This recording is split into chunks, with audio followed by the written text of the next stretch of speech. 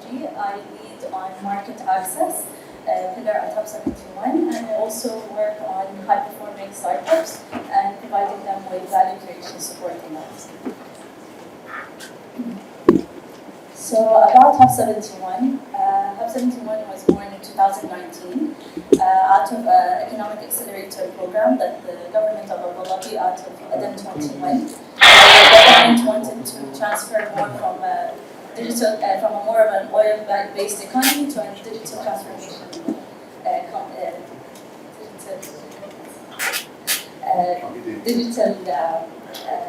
a knowledge-based economy. So in terms of that, so the Hub71 was born out of it, where the government of Abu Dhabi wanted to build a tech ecosystem out of Abu Dhabi, and the main course of the initiative was plugged under Mubadala to power it and run it, and then out of that, our main focus is basically on partnerships and collaboration. So the main ecosystem that we have built is around the core functions of the startups. So the startups are always the main aspect of Hub71, and Hub71 has mainly built out of three main pillars, which is access to market, access to talent, and access to capital, which is every single startup needs to scale and grow accordingly. So in terms of that, so the three accesses that we have, or four accesses that we provide at Hub71 is access to market, access to capital, and access to talent, and access to cross-border relations that we have. So in terms of access to market, we look at it in terms of relations with different corporate partners, and we understand what they require in terms of opportunities, digital information, the digital transformation strategy that they require, and find synergies and match-make them with our startups, and then build that accordingly. And we have over 38 corporate and government entities that we work with hand in hand, and we build that opportunities for our startups accordingly. And one of them is Indar, and you get to know how the journey of the startups is that they go through in that sense. In terms of access to capital, we have different types of capital partners that invest into our startups during the journey of the startup. So from early stage investors to VCs to family offices, angel groups, and also to growth funds as they scale and grow accordingly. In terms of access to talent, we work with different academia partners. So we look at them as universities and recruiters or international, let's say, cross-border countries that can grab that talent that helps the startups to scale and grow accordingly. In addition to the talent, we look at IP registration with the government entities. So like the Department of Economic Development, they provide that IP registration process and subsidies accordingly. And also we work with universities in terms of R&D facilities and get access for our startups to get into them and get knowledge, expert knowledge based on those universities. In terms of access to new geographical locations, we look at each country differently, but we look for like-minded hubs that will actually help the startups to scale into other geographical countries. There are 7 countries that we have relations with. So it's from Egypt, Saudi, Singapore, Israel, UK, US, and also the sub-Saharan Africa, where we look at different hubs accordingly to help the startups either scale into those countries or inbound startups from those countries. Or in some countries, we look at them in terms of capital investments or even talent acquisitions into the UAE accordingly.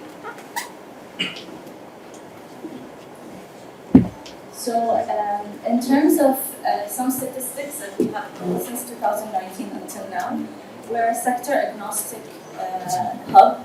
So we have 21 sectors that we cover. We have over 200 startups within our ecosystem. We have 38 market partners, so they're government and corporate partners that we have. Family offices, they work with us. We have 27 family offices that work with our startups in terms of market access and also in terms of investments too. We have employed over 900 people. We have also 36 partners and VCs that work with us on several aspects. So they sit on the selection committee with us. They work with us in terms of mentorship, guidance, also along with some of our corporate partners, like Dot. They also work with us in terms of mentoring and support and license. We have 8 talent partners, and these are the academia partners that we work with very closely. And since 2021 and 2022, we managed to get so far 50 POCs worth of 164 million. And the startups have managed to raise 4.5 billion and generated revenue of 3 billion dirhams. As a quick overview of these programs that we have developed according to the stage that the startup's in. So we have the ideation stage, which is the venture lab, which is a venture studio where we partnered up with Modus Capital, which is an early stage VC. The startup goes into,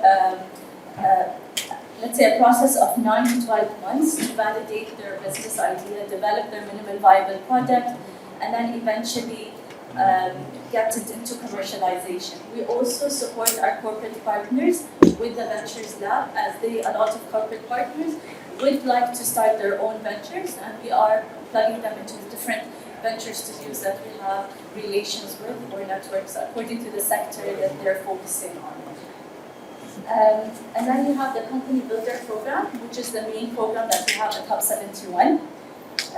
This program, we give our startups 500,000 dirhams, and that ticket would be on a flexible incentive with a menu of products from accommodation, visas, insurance, office space, licensing, back-end support. There's a menu of things that they can utilize that budget out of. It's a 1-year program. The first 3 months of it is no matter what stage you are in, as you're moving into a new geographical area, you need to understand the market, you need to understand the VC market around that space. And that 3 months educates that startups into corporate readiness, investor readiness. Once that 3 months period is done, we allow the startups we do a fundraising roadshow where we invite international VCs, local partners, international partners too, into joining us in that pitch day night. And as an outcome, a lot of POCs, investment opportunities comes on as a follow-on. And then as the startup graduates from the Company Builder Program, we look at the high-performing startups, so the ones that are highly scalable, high growth that has happened within that year program. We plug them into the Path to Unicorn program, and we provide them with customized value creation support to access the various pillars that we have at Hub71. So I'll give you a few examples of corporate partnerships and that has happened with our startups and how opportunities have come along. So we have Mental VR, which is one of our startups, which provides let's say an online training using virtual reality. And Yasat, which is a Mubadala asset, was looking for, was having a problem with high costs in terms of training individuals in remote areas. So with Mental VR, they signed a partnership with them, a pilot project, where they developed an online training virtual reality model that would help train and support the various remote areas for Yasat projects that they have around the world. And that has come along with reducing their costs and high efficiency in their process. In terms of Takallam, which is a UAE national founder of the project, she signed a deal with Dubai National Insurance Company.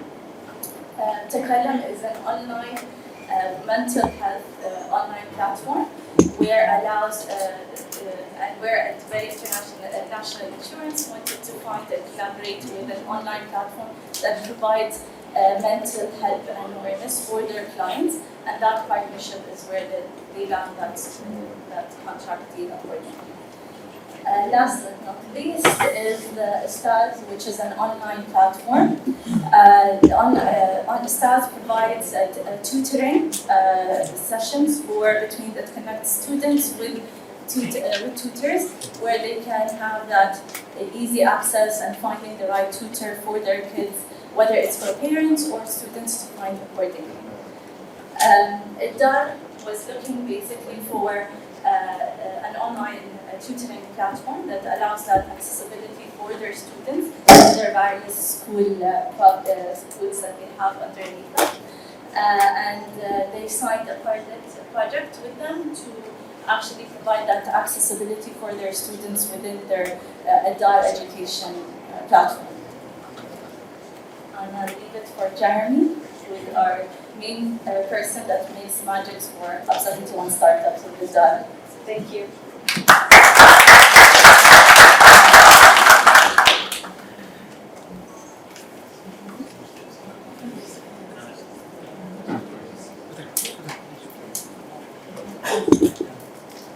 Good afternoon, everyone. I'm going to try and project because I don't really like to hold the mic. That's okay. Can everyone in the back hear me? Is that fine? Great. I'll be the same. So great to meet you all. Thanks, Basma, for the warm introduction. I tried to make the magic happen. Let's see how much magic you can make happen. So I'm Jeremy, Assistant Vice President of Innovation at Aldar. My background, probably tell you a little bit about who I am, just so you know who's up here speaking to you today. My background is not actually in corporate necessarily. I'm more from the startup support ecosystem. So for the last about 12 years, I've been managing and running a variation of accelerators and incubators from program coordinator level right up to program director level across Europe and now more recently the UAE. I've been here for the last 4 years. In that time, I've supported New York University Abu Dhabi in building out what's called Start AD, which is their own brand of acceleration and incubation for early stage startups. I'm the program director at Flat 6 Labs Abu Dhabi, so I helped to launch the $32 million ADQ supported fund in the region about 2 years ago. Invested in about 20 startups over the course of the year and supported them through a 3.5-month program. And then post that, I moved on to a new role, which is where I am now. I've been here for about a year now, within the innovation division at Aldar Corporate. So, I'll go the correct way. Just a quick sort of get to know the room, if that's okay. How many people are familiar with Aldar and our core? So only a few hands, so that's good. I can go a little bit deeper into what we are and who we are then. And then another bit of a quick question. Well, actually, I'll say this one for later. But Aldar, so we are the leading real estate developer and asset manager in Abu Dhabi. We support the ecosystem of the full entirety of the building environment across Abu Dhabi and beyond. We're actually present in other Emirates as well and internationally. The core of our business and the majority of our land bank is here in Abu Dhabi. When people think about Aldar, they say, Aldar, they design and build homes. We do a lot more than that. So as Basma just mentioned, we ran a pilot with an education startup. Why would we be doing that? Because our presence goes far beyond development and asset management. We currently have Aldar Education under our remit, which is 20 plus schools, thousands of children who we support on a daily basis. We have other subsidiaries alongside our investment company, such as Aldar Hospitality. We own and manage a variation of hotels across the Emirate and beyond. We also have facilities management companies, Provis, wholly owned by Aldar, and that brings us up to the strength of our asset management capabilities. But just to sort of point out that Aldar is a lot more than a developer and a designer of homes and commercial buildings. We support the entirety of the built environment across the Emirate and beyond. So we began in 2005, a long and interesting journey, and since then we scaled out into multiple regions across the globe. So just a little bit about Aldar in terms of our vision, mission, and our values. So we set out to become a leading real estate developer and manager that creates memorable experiences and drives value for our customers and our shareholders. So pretty straightforward, but ultimately this is just a nod to the fact that we are creating value for our customers and our shareholders. Our mission statement is to place our customers first and foremost, always, whilst embedding sustainability, quality, technology, and innovation across everything that we do. And that makes it a really interesting place to work as part of the Group Innovation Division. Our values: customer centricity, diversity and inclusion, innovation, the want and need to be agile, and then also how to be collaborative. So a very high level overview of what Aldar sets out to do and how we set out to do it. So innovation at Aldar. What does innovation mean at Aldar and why do we exist? The Innovation Division was set up probably about 4 years ago with a mandate to spread and weave innovation across every part of the business. Everything that we do, from our customer-facing side of our business to our internal processes and our internal systems, needs to look at innovation as a core part of what we do, and this is why the division was set up essentially 4 years ago. Since then, we've scaled out into a little bit more than a division who is typically involved in corporate innovation. We do the breadth of innovation across the innovation ecosystem. So what does that mean? We sort of took the message of what does innovation mean to us and what does it mean externally facing, and we thought, how can we bring all these messages out and create something, create a unit that would support everything that we do. So corporate innovation at Aldar. There are different types of innovation that are described as corporate innovation, and this is where Aldar focuses our strengths. So the disruptive innovation, so things that are completely outside of our core, completely new to what we do. This is something that we actually focus on at Aldar. Business model innovation, how can we do things that we're doing currently better, faster and cleaner? And product innovation, can we actually build new products and services that are going to support our core? And how can we do these three types of innovation? There are 4 different methods, and Aldar is actually involved in each and every one of them. So we can have a buy off the shelf, and that's why we involve ourselves in interactions like here today. Are really startups that are building in areas that we want to enhance our processes and systems, and can we buy actually ready-made solutions off the shelf? Can we build internally? So can we take more of a venture builder model, work with our internal teams and figure out if we can actually build something from scratch that can be scaled outside the walls of Aldar? Can we partner with the right entities and figure out how we can come together and pool our resources to actually innovate in a better context? And also, can we conduct open innovation? So can we put messages, problem statements and calls out to our internal employees and have them find ways to solve these problems for us, essentially? So can we conduct open innovation initiatives? And these are all things that we do across Aldar in the Innovation Division.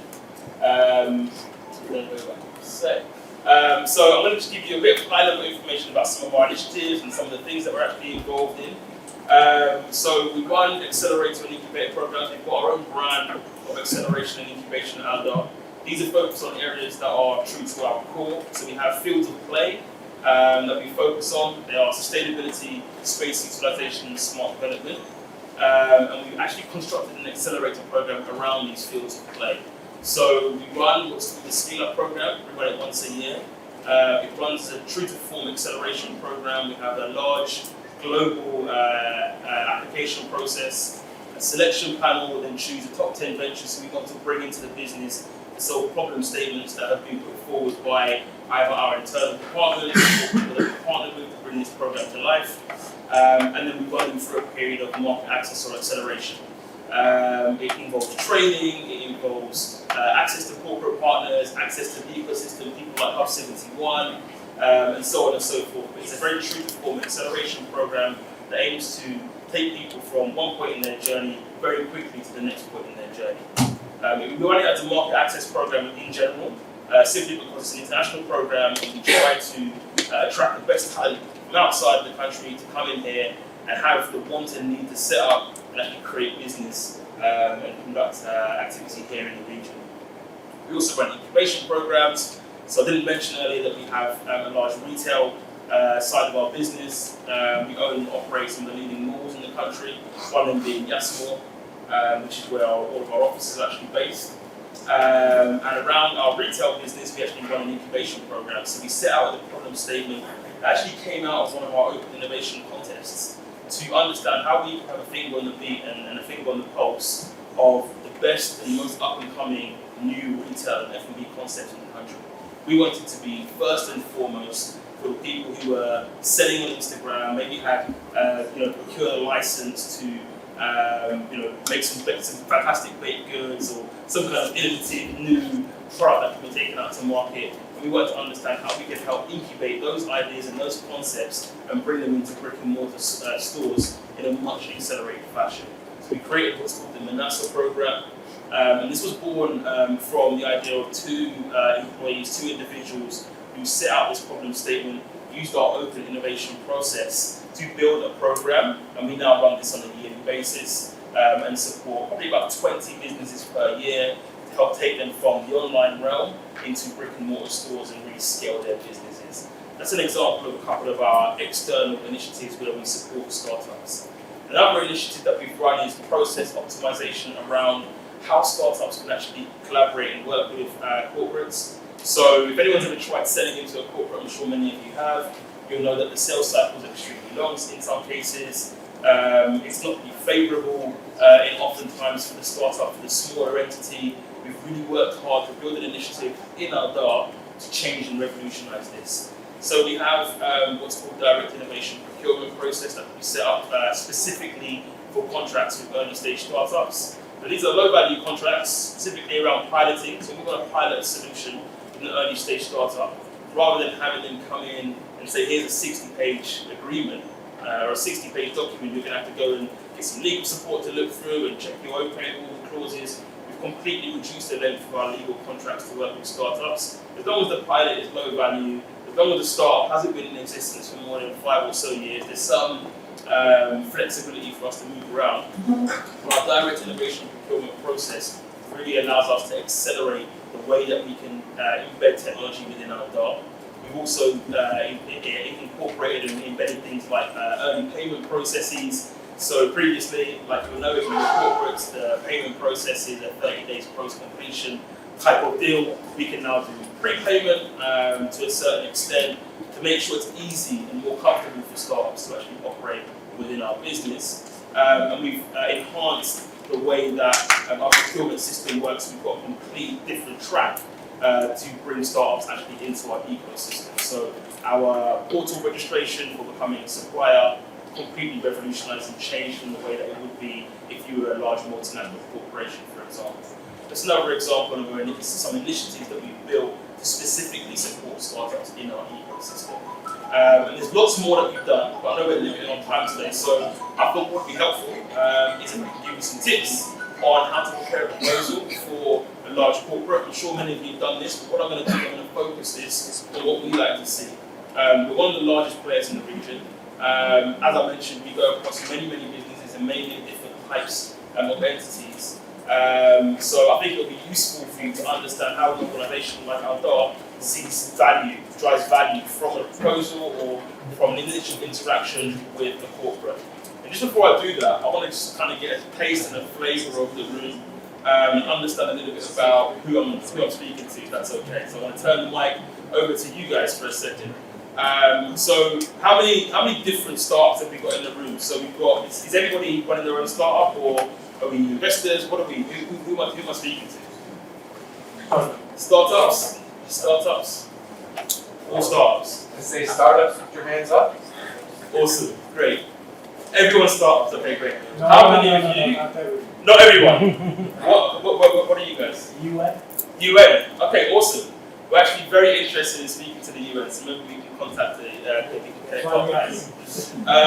okay, great. So, of the startups in the room, how many of you have raised a round of funding?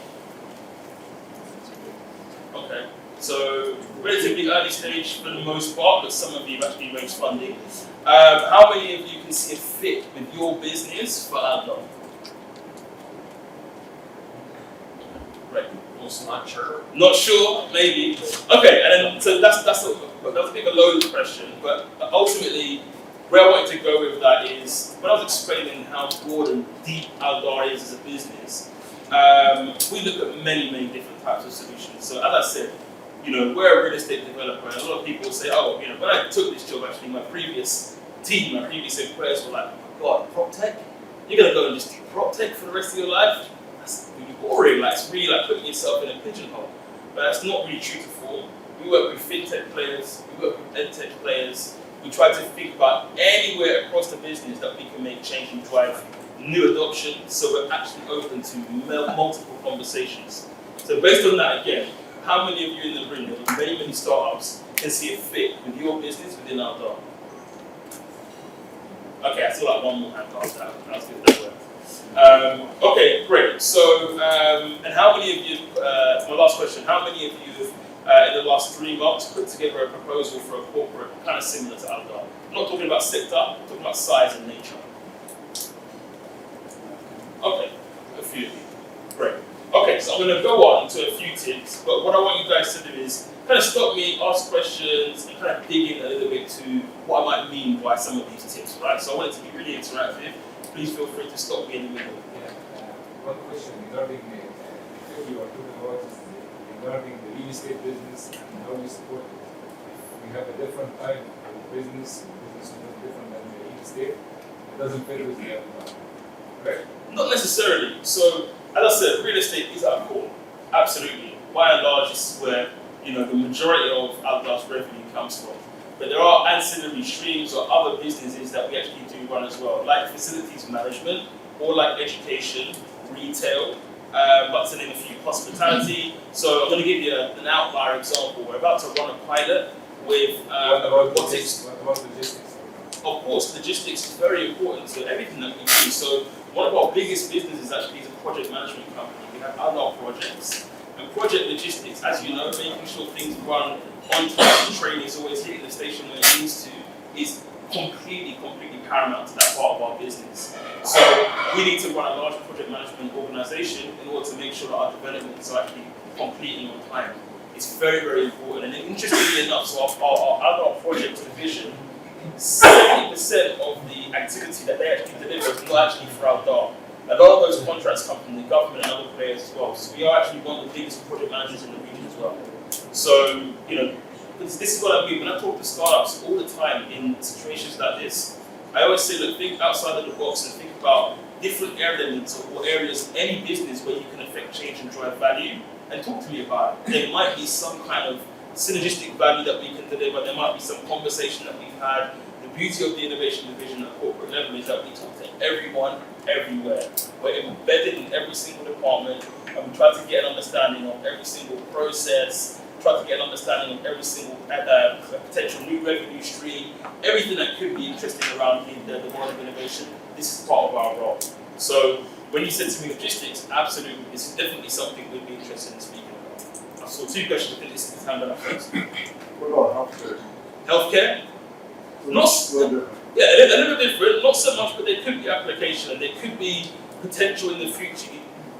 We're not too sure where we're going to go in terms of the next 5-10 years. We're going to develop in a large way because ultimately, look at Aldar as a city builder. We build communities. And healthcare is very important to communities, right? So if it's not us, it could be someone else that we're closely partnered with, right? We are focusing on the entirety of the built environment. So I'm open to hearing interesting things about anything. Okay? So if you're a medtech venture, absolutely, let's have a conversation. Okay? Yeah, now just to answer that, just to add on to what Jared's saying, when you're speaking to a corporate, you should show them the opportunity that they're not looking for. So if there's a health tech solution that you're providing and they're not seeing it, you can showcase that to them by seeing how your solution would add value to them. That's how you should do it. Exactly. And we've had loads of startups come to us and say, listen, you're missing out on a massive opportunity here. There's an additional revenue stream. We say, okay, we've been thinking about it, we've got a bit of budget to pilot something.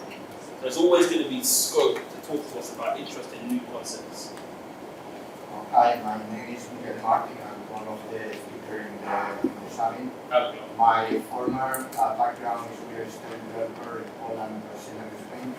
I'm for the organizer of the Mediterranean Conference Summit in Malaga, in Madrid. I collaborate with Merlin Properties, which is the largest Spanish real estate and asset management company. I just want to know, you mentioned that you are doing things in international partnerships with other similar companies or initiatives globally. How we can approach you in this case and bringing also the Spanish delegation with the mayor of Malaga and the regional government. So I would love to have an opportunity to visit with you. And, any other tech or tech startup around, can contact me and more than happy to talk. Great, yeah, happy to connect afterwards and definitely interested to dig in and find out more about what's happening the multiple ecosystems you just mentioned, so for sure. I mean, an example of some of our international expansion, we're particularly interested in Egypt as a country at large. We made a large acquisition would have been a couple of years back now of Solid, so we bought the biggest developer in Egypt and then now under the Aldar Group. And again, we as a group innovation division, we support them with their innovation requirements going forwards as well. So, regional and global expansion is definitely something that's on Aldar's radar at the moment, and we're very interested in conversations, whether it be for ecosystem development, whether it be for knowledge share, or even deep partnerships. Happy to connect with all. Do you have any project lab here in Abu Dhabi? Project Lab? Yeah. What do you mean? Showroom with the innovation applied to real estate. Yeah, we've got so at our head office we do it more on a activation-based type scenario. So when we have particular activations around some of our programs or key initiatives, we'll usually pop up something that You will have be some kind of permanent place where the startup can showcase their innovations on the project. not a physical space. We don't have a physical space, but we do have our pipeline management system whereby we take all of our startups in and we'll on a regular basis rotate those across different business units, socialize them with the correct people and so on and so forth. So if they need to have the pictures a little bit more agile than having somewhere that's just a physical space that people can come to. So we have to be quite quick with the way that we spin things up and get pilots going. So that kind of supports in that area. But we're happy with I think both things are complementary. Yes, yeah. We have some kind of space like that in Spain, and it's like some kind of real estate agency of the future. Okay, So cool. the clients could come and try the new, how to say, innovation about artificial intelligence, virtual reality, 3D printing, and that kind of thing. And it's like some kind of a nice place for demonstration of what can be done in, Awesome. In the future of property. I'd love to learn more about that if that's okay. Real.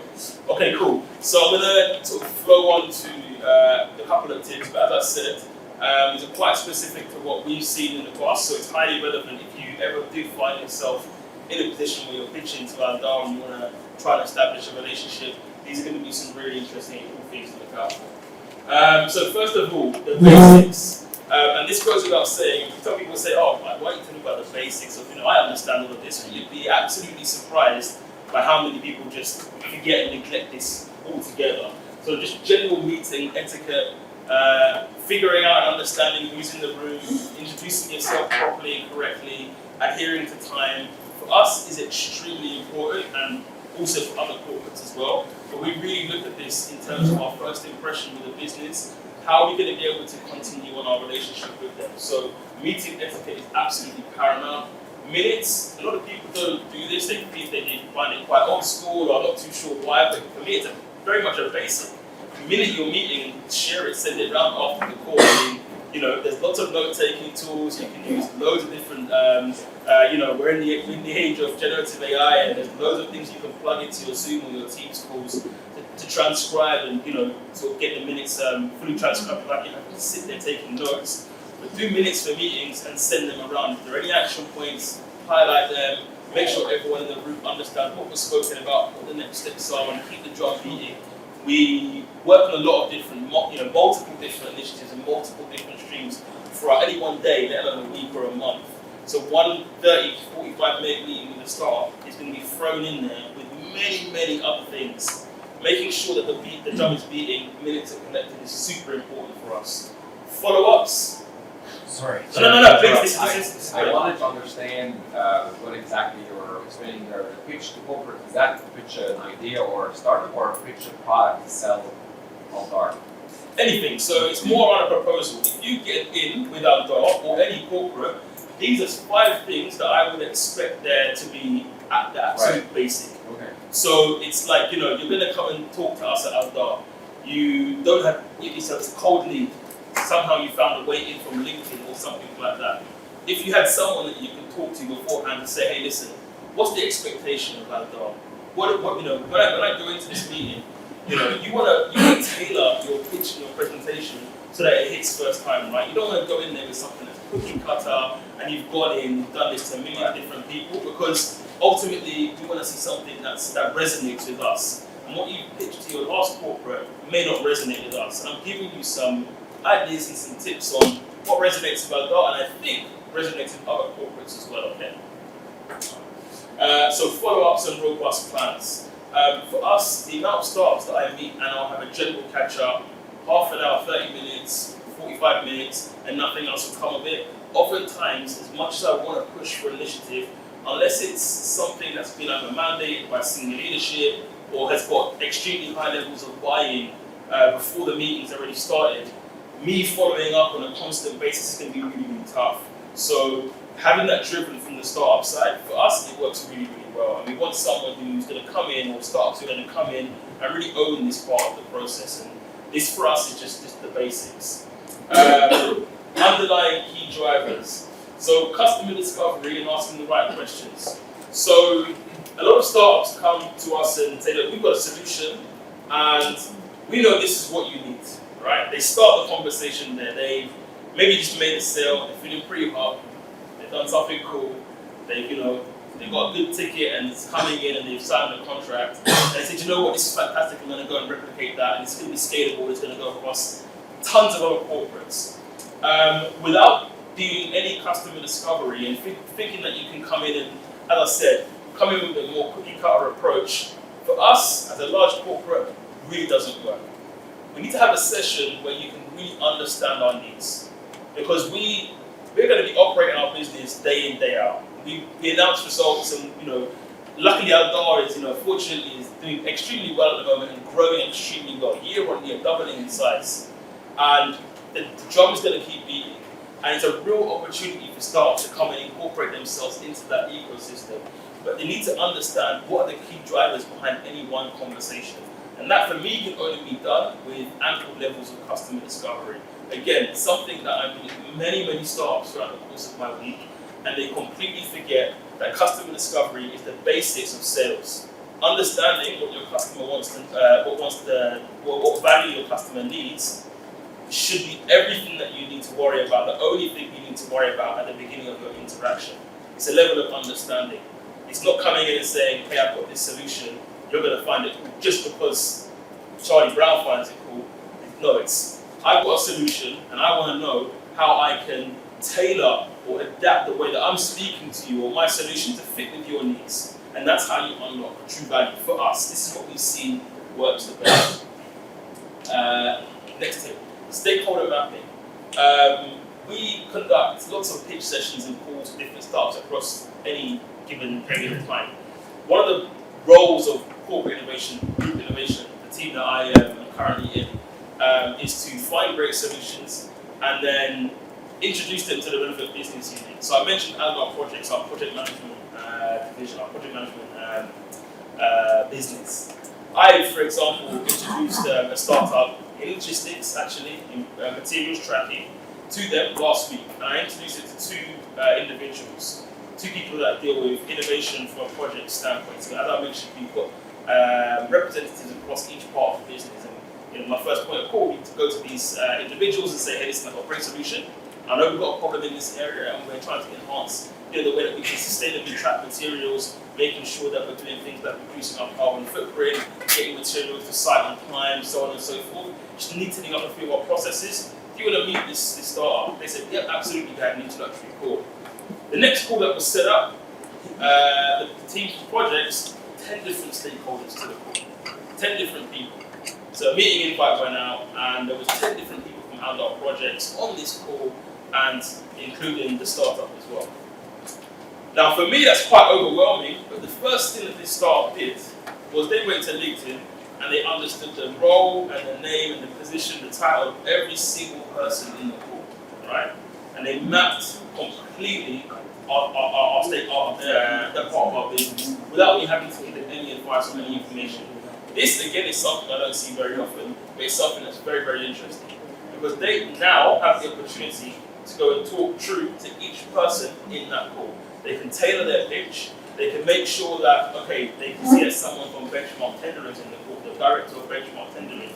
How is what they're delivering going to be completely relevant to the benchmarking part of our business? They can also see that someone from our sustainability team is going to be in there. Are there elements across what they're doing that's going to be focused on enhancing our sustainability mission? We just recently released our sustainability mandate and our latest sustainability report. It went out in Splash recently.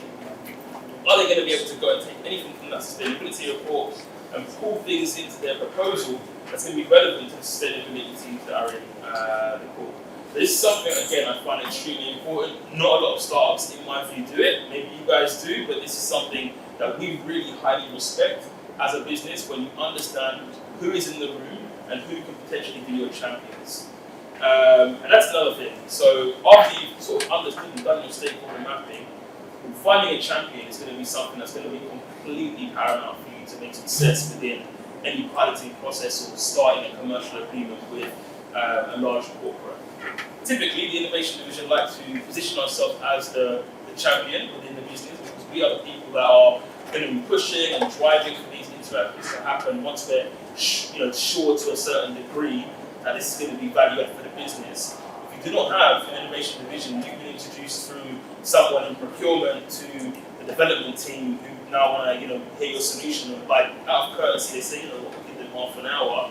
You've got to try and find yourself a champion, someone that you can rely on, speak to, maybe text them on WhatsApp, just build a relationship with, so they can champion your business internally. And this is all part for me of stakeholder mapping, understanding who these individuals are and who can support you to this context. Okay? I'm going to go on to the next one. Any questions around these first three that I've delivered? Alright, that's good. Okay, so this next one, the fourth point, for me probably is the most important element of any proposal. Again, it's something that a lot of startups don't really do. They understand what value their solution can provide, but what economic value is going to be provided back into the business. And this is actually something that we built a framework around recently at Adar, and this actually dictates how we can scale a solution across our business. So we have a piloting process. We'll pilot with any number of startups across the year, typically about 25 to 30. Each of those pilots, we need to run what's called an economic value exercise. We've built a framework that has about 21 variables. Now it sounds highly bureaucratic. It sounds like a lot of work to do, a lot of administration. But we're not asking for people to go through all 21 and figure out where 21 elements of value are being delivered back into our business. We're asking people to pick 2 or 3 key drivers to our business from this list of 21 and clearly define how they're going to take us from point X to point Y. And I'll give you an example. So some of the economic value drivers that at the moment, of course, respect the most highly or the most focused on are financial drivers. So if there's a startup that we want to work with or we've found some potential in and the lead is part and we think, this could be quite interesting for the business, we'll go on to the economic value calculations or measurements. And what we'll actually figure out along our financial economic value measurements is, for example, it could be adding new revenue streams or increasing the level of revenue in one of our hospitality businesses, for example. We will openly provide you with baselines. So under NDA, we'll say, this is how much this part of our business is bringing in right now. We're going to do a pilot with you for 3 months, and we want to know what your expectation of the increase is on this baseline. And this is how we can clearly define the economic value that has been delivered back into the business. And the reason why this is so important to us is because this supports us when we're taking the case to either if we need to go to the investment committee or we need to go to other elements of senior leadership to support this being mandated as a process across our business or this being just simply scaled across our business. Our economic value measurements are exactly what underpins this whole conversation.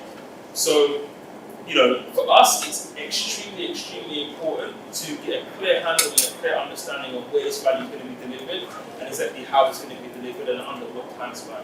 Our measurements and our variables that we actually look at go across many, many different things, not just financial.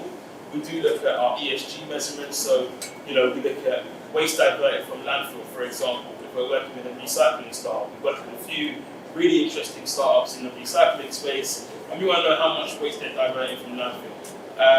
Logistics companies, we want to know how much carbon dioxide we're diverting or we're able to mitigate away from by enhancing our logistics and the movement of our people, for example. So there's many, many variables where we want to be absolutely crystal clear on how this economic value is being delivered back into the business. And with that, it's like our smoking gun. And we say this all the time to the startup. You're in touch with the business unit, you've got this far, okay, they're interested in the solution. Understand from them what is really going to move the needle, tell them how you're going to measure it, set out a timeline for what needs to be measured, and then we'll check back in the 3 months or the 6 months post-pilot, and we'll take that conversation, that measurement, directly to senior leadership to understand how we can scale this across the business. And this for us has been revolutionary. This simple process of this making it very clear of how we're going from X to Y has really increased the pace at which we've been able to deploy innovation across the business. Right? And then finally, proposal preparation. How many of you guys have a pitch deck? So everyone. How many of you guys have a separate pitch deck for actually doing sales? So a sales deck, completely different to your pitch deck, your generic pitch deck. Okay, a few of you got a sales deck. Do you tailor that every single time you meet a new corporate, or do you have one that's just so only one startup in the room out of two, maybe two? I'm not trying to call everyone out. Do I get a prize for that? Maybe a coffee. But I see a few more hands going up afterwards. This for me is just something that should be so basic and so important around how you tailor your proposal to the specific corporate that you're actually supposed to be working with. It should contain everything in your proposal, right away from your customer discovery, what did you learn about the business, to your stakeholder mapping, all the way to the next steps of how your pilot or your solution is going to actually provide economic value. And this for us, again, seeing a really robust, detailed, well-mannered, well-written proposal that contains everything that has been tailored for our needs, these are the ones that we take more seriously. Okay?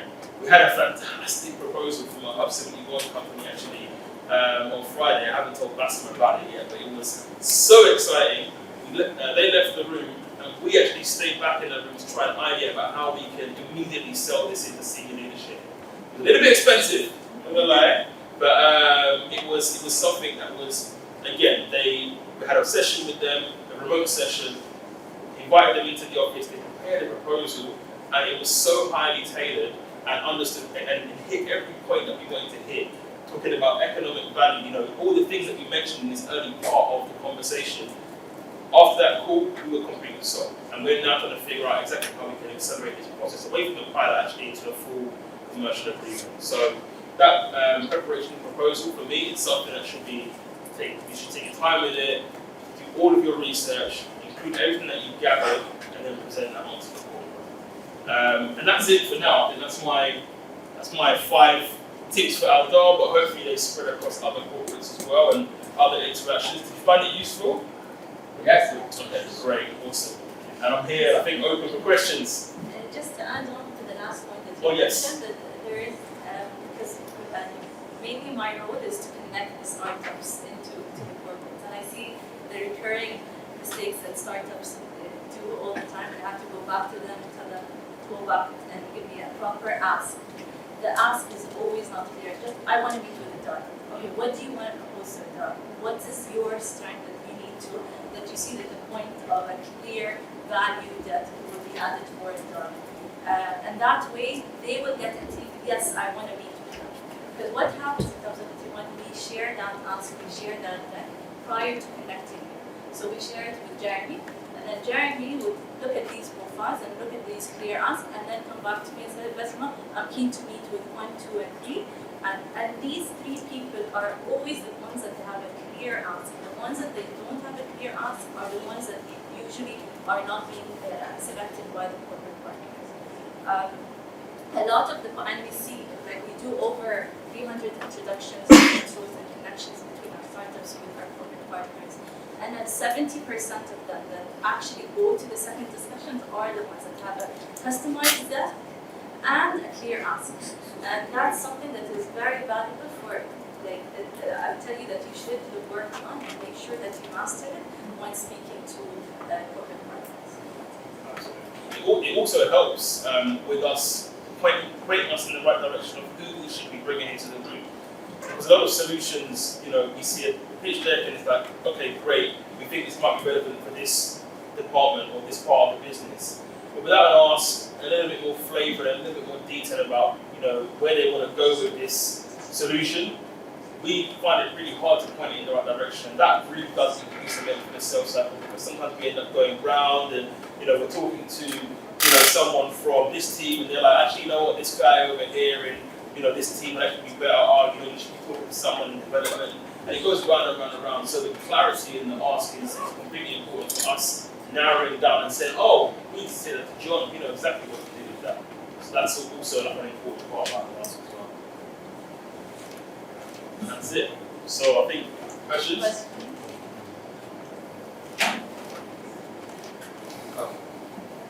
Hi. I think my question is for Hub71, and I really apologize I was speaking this late, but I don't think you covered what programs you're having coming up in the next 2 months or opportunities that our startups like myself and others can actually participate in or pitch to. I know that they're available on your website. Yeah. I've checked it before, but I wonder if you have any, for example, additional tips and someone to give on your website. So it depends on the stage. Can I ask you what stage are you in? Pre-seed. Pre-seed.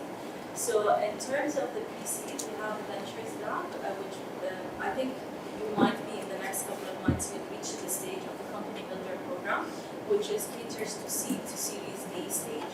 That program is a year-long program where we provide you with 500,000 Right. dirhams, and basically the first 3 months is getting you to corporate readiness and investor readiness. And then after that, you go into more of a connections with various connections with different investors and corporate partners after that 3 months period. That happens, the incentive applications are open every quarter. Okay. So we accept them every quarter. We just closed the first quarter on April, and the applications for the next round is open. You can go on our website and apply for it. The ones for pre-seed, for the motors. Yeah, so mainly if you got 1 round of funding and you are keen to be based in Abu Dhabi, and the value added of your technology into the MENA region specifically, and how your technology is different than what's is the first initial piece. And that's also global? Yeah, Okay. that's the same incentive program. The Ventures Lab, the earlier stage, that's on a rolling basis, so you can apply at any time and you take it. Oh, okay. But I think your stage, and then if you're working on, you have a valuable product, and I think you've reached some. Well, thank you. Do you have something? Do you have some kind of like? Do you have raised any funding? Just angel round. Okay. Yeah. Okay. So you can apply to both and see which one, Okay. or I can connect you with our sourcing and selection team, and they can get back to you on where and guide you into which program is it's the perfect program for you. Thanks. How many places you have this year in the program? How many months? Places you have in the program this year? Okay, so every quarter we onboard about 15 to 20 startups into our program. Every quarter we onboard 15. How many applications are So this time around we got about above 800 applications, and then from there we the round I would explain to you that we go through 4 rounds of screening. So the first round is the application screening. Second is a one-on-one application, the interview. Third round, you go meet the investors and corporate partners. They will vet that and screen that product. So they're with us along the way. And then the fourth round is where you meet the selection committee and they select the top 15 to startups that you want to work with. Yeah, this one was when at the stage of introduction to corporate such as do they expect the startup to have a ready product, or do they help the startups into further improving or developing their prototype or their MVP? So, for the, you can ask about I mean, for us in particular, like, you need to be upgrading. You need to have a product that can pretty much immediately hit the ground running with, and we can start to understand, how it's going to be valuable for us. We do have programs as well, like not as our programs are a little bit more specific and highly tailored in terms of to our problem statements than the support Hub71. Hub71 is like massive general ecosystem support. We are running programs for companies maybe in that stage at a much smaller degree.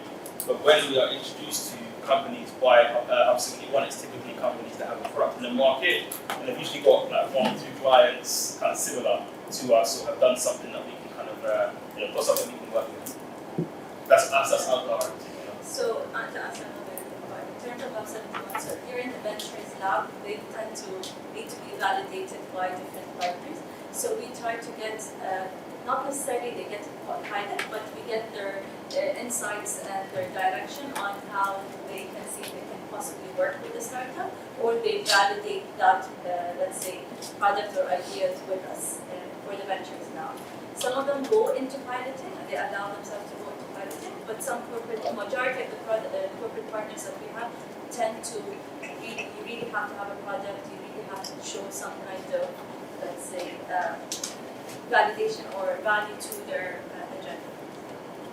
But I mean, even for us, like me personally, I'm happy to talk to any startup and provide any support when I've got time. I'm happy to make introductions or do these kind of things. So if I find someone who might be valuable or interesting for Adar but hasn't launched yet, I'm open to the conversation essentially. I mean to say if somebody has launched, has a product, but again it's not at the scale to cater for a wide organization or a wide group. So the scalability part is not there yet. Is that something that you might be considering? Or you need someone who is ready at a high scale with a very mature product?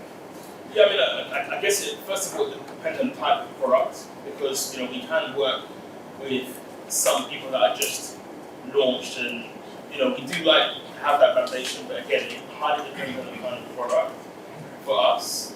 But no, it doesn't have to be extremely advanced or very mature. It could have been tested in a few different contexts, and we then do our own due diligence and make sure that we've got enough surety that you're going to be able to deliver on your promises.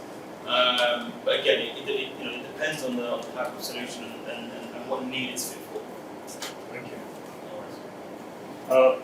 Maybe Julius from Uganda. I wanted to understand whether Hub71 brings on board agriculture technology companies, startups that are operating in emerging markets like in Africa, but serving the interests of the global market. For instance, in my case, my company is a digital marketplace that enables food exporters to do supply chain traceability and export market linkages, of course serving the global market. So I wanted to understand, do you accept such? Yeah, we do have agri-tech companies within Hub71, so we have startups within that. We do have partnerships with government and corporate partners that serve and look into agri-tech. So we have signed with the Lobby Farmer Service and the government agri-tech Farmer Service Center, so they work with us on that aspect. So we do get onboarded. So we're sector agnostic, and agri-tech is one of our key priority sectors that we do work with. Do you have experience maybe from emerging markets to okay, thanks. So just to give you a tip in that sense, just when you apply or if you come into whichever ecosystem that you go into, just validate that your product can be actually, let's say, working within this the temperature and the geographical, let's say, dimensions that we have here within the UAE. Right. And we do have relations to test out that product within Hub71. I would like to, if you can give me a little bit more information about what is the value or the relationship you keep with the startups in both cases after the program. So how they work with the alumni, what kind of, how to say, values provided after the program is finished. So in terms of Hub71, we do have a graduate alumni program. So basically, we do keep you on board with different, let's say, conferences, speaking events to get them on board. We monitor their growth and scalability. If they need to scale out of Hub71 as they grow and scale, we push them into the different relevant sector-focused ecosystems. So you're in the clean tech, we push you into the Muslim ecosystem layer, so you can be around that area. We do support you if you're throughout the program of Path to Unicorn. If you're a highly scalable, high growth potential startup, we plug you into that Path to Unicorn. We continue supporting you with the various accesses that we provide at Hub71.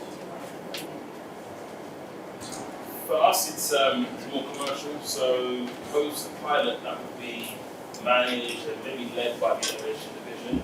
We try to find and understand how we can scale you across the business or that core part of the business. Say, for example, there's somebody who comes in and wants to run a pilot in one of our hotels. It would happen in one of our hotels, say it's a room cleaning, robot or something like that. We're going to do a pilot of that kind of nature. We'll take a finite amount of space to do that pilot in, post measurement and post understanding of what economic value is being delivered back into the business. We then help and support you to scale across all of our hospitality units.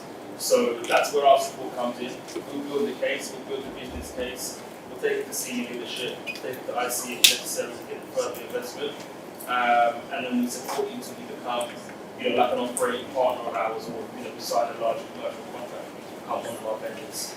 So that's how we support from a piloting context. With regards to our programs, it's a little bit similar. So if we run a scale-up program and you're a startup that comes through our scale-up program, we will almost immediately, especially when you become alumni, but almost immediately farm you out across the ecosystem.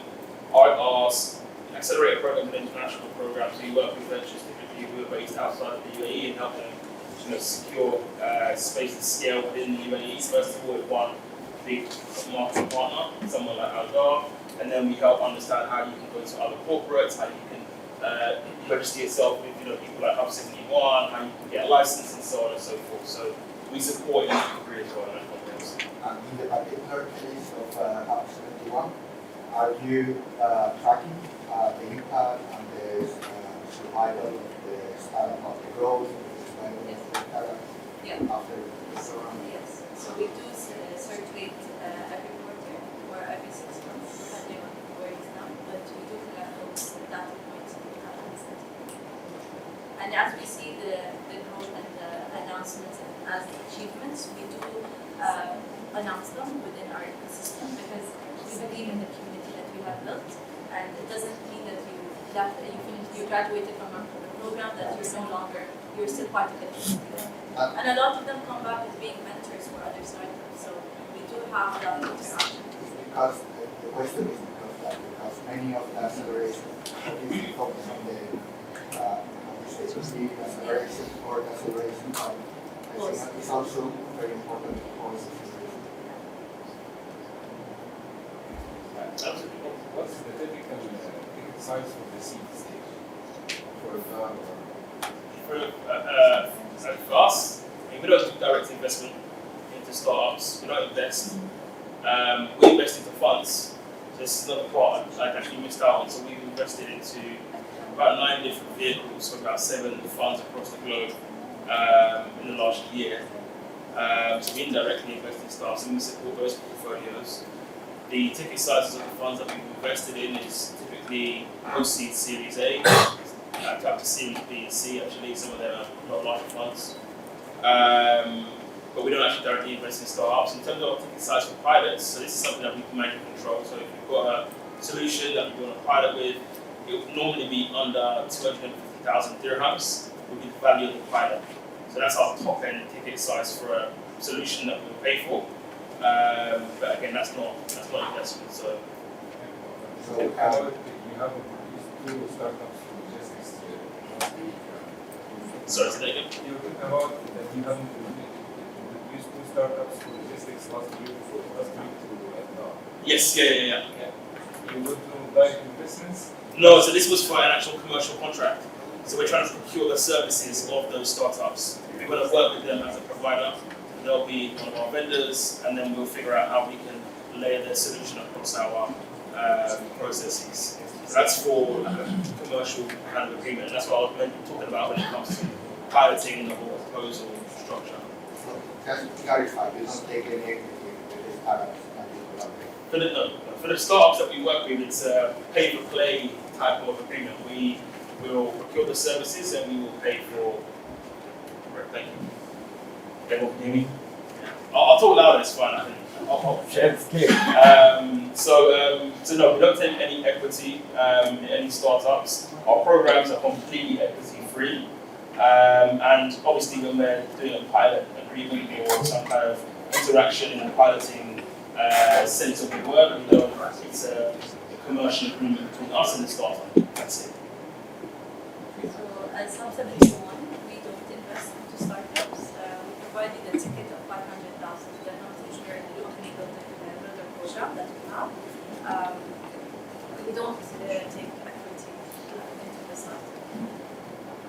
100,000 dirhams is for supporting the startup. So depends. Is it a grant? So as of now, yes, we are having it as a grant.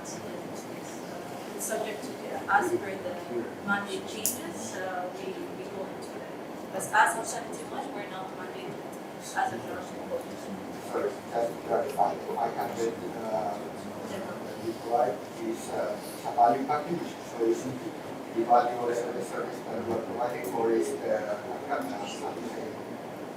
full amount provided to the standard? It's a flexible incentive, so you can choose from a menu of startup things that you can utilize that amount. So the company, the startup, they have to meet the criteria that you set to be able to go through your programs. Yes.